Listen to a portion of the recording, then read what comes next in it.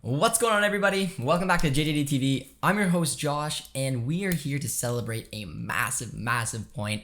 This is the 5 takeaways we're going to get into after watching the Canadian men's national team draw 1-1 against the US men's national team. So if you guys are excited for that and ready for the breakdown, be sure to drop a like, subscribe if you're new, and let's get into it now.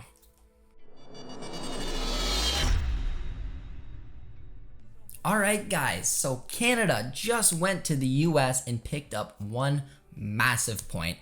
And I gotta be honest, I mean, I did predict 1-1 draw. I did it a little bit out of bias for Canada over the US, but I didn't exactly know it was gonna go down the way it did.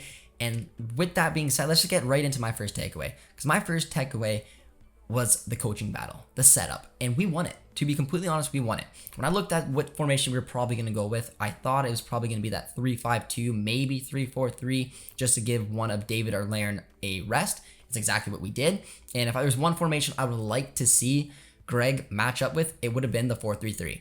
And we exposed that right-hand side very early. We had a really good, strong start to this match. Gave me confidence going throughout that we got the game plan right. We defended hard. We hit hard on the break. We had speed. It was a perfect little balanced game, and it ended up working because Alfredo Davies will cause problems. He will create chances. And playing up now as a left winger as opposed to his left wing back role that we're used to, or even left midfielder role that we're used to, it worked out nicely. I mean, it was a little bit nerve-wracking because in the first game, he went a little bit different, defending in the 4-4-2 and attacking the 3-5-2. And everyone was calling for just stick with what you know. Stick with that 3-5-2. Don't switch things up. He goes into this game against the US away from home with the 3-4-3, but he nailed it. So John Herdman, coaching battle against Greg Berhalter, absolutely won it. Huge setup for us. Greatly done, and we picked up a massive point because of it. Moving on to my second takeaway, kind of goes onto that a little bit in terms of, I think he did get one thing wrong. When I looked at that Honduras game, I personally would have started Hoylett over Buchanan. I think it was exciting getting Buchanan in, but knowing that we were going to have the possession, we were going to dominate that game, I think Hoylett would have been a little bit more important to unlock that stubborn Honduran defense. In this match, if we could have got it to perfection is basically what it looked like tonight. But when we saw success down that left-hand side, it's because Alfredo Davies has speed. We saw a couple plays where he took out Serginho Dest. He did, because there's a couple times where he was a step or two behind Dest. He's got that pace when we hit on the counter to make it count. Hoylett had a couple times where he was in front of Robinson and he just doesn't have that pace anymore to be effective that type of way. I think if we would have started Buchanan in this 3-4-3, we would have seen a little bit more opportunities being taken down that right-hand side. And when Tejan came on, he was really influential. And I just felt like that was the one thing where Herdman could have started Hoylett the first game and then started Buchanan this game, and it would have made a bit of a difference to set up better for this style. But going into my third takeaway, we're going to take a look at Alfredo Davies because he was just fantastic today. And a lot of people say this Canadian team is just Alfredo Davies. That is not true. We all know that's true. There's other big pieces to this puzzle. However, he is that good of a player. He is that important to this team. He caused problems a lot down that left-hand side against the Honduran game. He wasn't able to get those final finished product that we needed to put the ball in the back of the net. But when we needed him today, right after the US scored, he was able to cut down that left-hand side. He created chances throughout the game. He picked out Laren earlier in the match, and unfortunately, Laren had a bit of a poor finish. Wasn't quite able to take it, but eventually it came. Put it on a platter for Kyle Laren, and we put it in the back of the net. Alfredo Davies will be vital for us to be able to go and pick up points, especially against some stubborn teams when we're in Central America.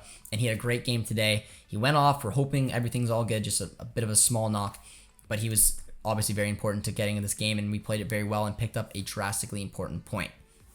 We're now going to get on over to our fourth takeaway. And it's not a massive cause for concern, but I do think that it's something that we need to address. And it is that we always create chances because of the players like Davies, Hoylett, Buchanan. These guys will create chances. But our strikers, I find, just haven't been able to take these chances. I mean, Laren did miss a big opportunity earlier in the match. He did make up for it with a tap-in, which, I mean, hey, you made the right run. You put the ball in the back of the net. Jonathan David has been really quiet. He was quiet in that Honduras game. And when he came on today, he did a little bit of running. There's a couple times where the ball was cut across because Richie Larea had an excellent game down that right-hand side. He was whipping balls. Atakubi had a couple good balls. I find our strikers are really struggling to get onto that final product. And watching Laren's move to score the goal, he made a good run, tap in, easy as you like. He made a good run as well earlier chance. He just didn't take it. When I was watching David make a couple of his runs, he's staying too close to the defender. He's not drifting away. He's not putting his body in the way, because there were some good balls. The wing play today was excellent for Canada. It's where the creation came from. Atakubi had a good game. Davies had a good game. When Buchanan came on, I thought he was very influential and arguably could have scored. He decided to go for another ball across instead of actually just hitting it at the goal. And then, of course, Loraya had a good game as well. I think to get these points, to get these 3 points across the line for when we take on Honduras again, Costa Rica, Panama, we need to find a way to get our strikers just a little bit more involved and to get these wonderful balls that we're having coming in the box into the back of the net, because if we don't take our chances, it is going to bite us in the back of the butt like it did in the Honduran game. And now we're going to go on to my 5th and final takeaway. And it is a bit of a bounce back / how important this point means to us, because we were bummed out. I mean, we were at home against Honduras. I thought we were the better team. I thought we deserved the 3 points. We got stuck with 1. Some people were hoping that, we get 3 points against El Salvador, we walk away with maybe a loss against the US. It's 4 points. It is what it is. But not only did we get that point against Honduras, it makes the El Salvador game that much more important, but we also got the point against US away, going to the States, going to a team that just won the Nations League, just won the Gold Cup with their C squad. It is a huge moment for Canada. If you're a US fan, you're going to be pretty upset. Lack of creation that was in that game and just the overall point. They got 2 points from 2 games. We got 2 points from 2 games. This contest is wide open. If we can get a win over El Salvador and we can get 5 points from our opening 3 games, I'm going to call that a win at this point, just because of how important what it does psychologically and mentally for this team to pick up that point is huge.